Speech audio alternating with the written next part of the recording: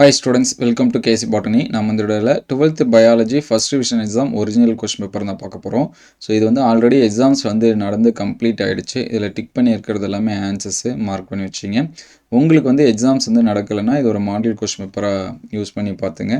So இதோட PDF நம்மளுடைய join மெம்பர்ஸ்க்கு வந்து ஷேர் பண்ணியாச்சு. உங்களுக்கு பிடிஎஃப் வேணும்னா நம்ம சேனலை சப்ஸ்கிரைப் பண்ணிவிட்டு கமெண்ட்டில் பிடிஎஃப்னு டைப் பண்ணி ஒரு லைக் பண்ணிவிட்டு அதை ஸ்க்ரீன்ஷாட் எடுத்து டிஸ்கிரிப்ஷனில் பார்த்தீங்கன்னா நம்மளுடைய வாட்ஸ்அப் குரூப் இருக்குது. ஸோ அதில் அட்மின் நம்பருக்கு வந்து அந்த ஸ்க்ரீன்ஷாட்டை ஷேர் பண்ணிங்கன்னா இதோட பிடிஎஃப் உங்களுக்கு வந்து ஷேர் பண்ணுவோம். ஏன்னா நிறைய பேர் வந்து லைக் பண்ணுறதில்ல, கமெண்ட் பண்ணுறதில்ல. ஸோ முடிஞ்ச அளவுக்கு லைக் பண்ணி உங்களுடைய பிடிஎஃப்பும் வாங்கிக்கிங்க. ஸோ ஃபஸ்ட்டு பார்த்தீங்கன்னா பிரித்தெடுக்கப்பட்ட ஒரு பிரேஃபில் இலை புதிய தாவரங்களை தோற்றுவிக்கிறது. இது இயர் கொஸ்டின்லேயே கேட்டிருக்காங்க. நம்ம ஆல்ரெடி ஒரு சில சாப்டர்ஸ்க்கு வந்து இயர் கொஸ்டின் வந்து அப்டேட் பண்ணியிருந்தோம். அடுத்தடுத்த வீடியோவில் மீதி இருக்கிறதும் அப்டேட் பண்ணுவோம். அதேமாதிரி பொய் தானியம் இதுவுமே இயர் கொஸ்டினில் வந்து என்ன பண்ணியிருந்தாங்கன்னா கேட்டிருந்தாங்க.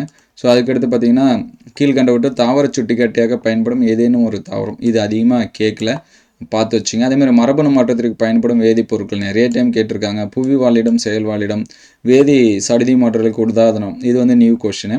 அதுக்கடுத்து இடைச்செல்களின் விகிதம், ஸோ இதுவும் வந்து இயர் கொஸ்டினில் கேட்டிருக்காங்க. கருப்பையோட அமைப்பு, அபிகோ இயக்கம், இது வந்து அதிகமாக கேட்டதில்லை.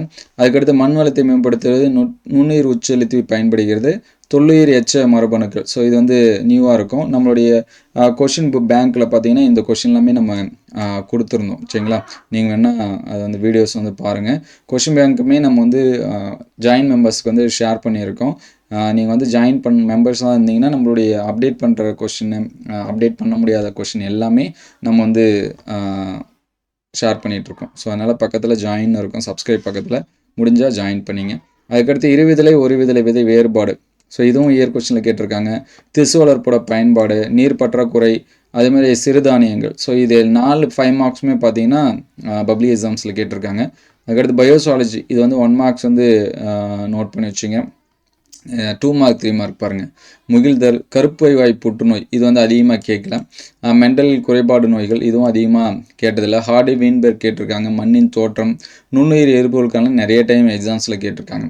அதுக்கடுத்து இரட்டை குழந்தைகள், இது வந்து அதிகமாக எக்ஸாம்ஸில் கேட்கல. ஆர்என்ஏ டிஎன்ஏக்கான வேறுபாடு, முதல் நிலை இரண்டாம் நிலை தடுக்காப்பு துளங்கள், பிசிஆரோட பயன்பாடு, சிவப்பு பட்டியலில் உள்ள சிற்றினங்கள்.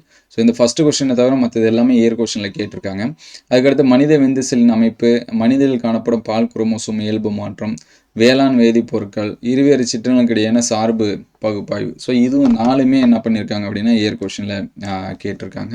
ஸோ இயர் கொஸ்டினுமே நம்ம அப்டேட் பண்ணியிருக்கோம், ஜாயின் மெம்பர்ஸுக்கு ஷேர் பண்ணிட்டோம். ஸோ இது எல்லாமே வேணும்னு நினச்சிங்கன்னா ஜாயின் பண்ணுறாங்க. ஸோ இந்த கொஸ்டினோட பிடிஎஃப் வேணும் அப்படின்னா நம்ம சேனலில் சொன்ன மாதிரி லைக் அண்ட் சப்ஸ்கிரைப் பண்ணிவிட்டு கமெண்ட்டில் பிடிஎஃப்னு டைப் பண்ணிவிட்டு அதோட ஸ்க்ரீன்ஷாட்டை வந்து டிஸ்கிரிப்ஷன் லிங்க்கில் வாட்ஸ்அப் குரூப் இருக்குது, அதோட அட்மின் நம்பருக்கு ஷேர் பண்ணிங்கன்னா உங்களுக்கு பிடிஎஃப் ஷேர் பண்ணும். Thank you all.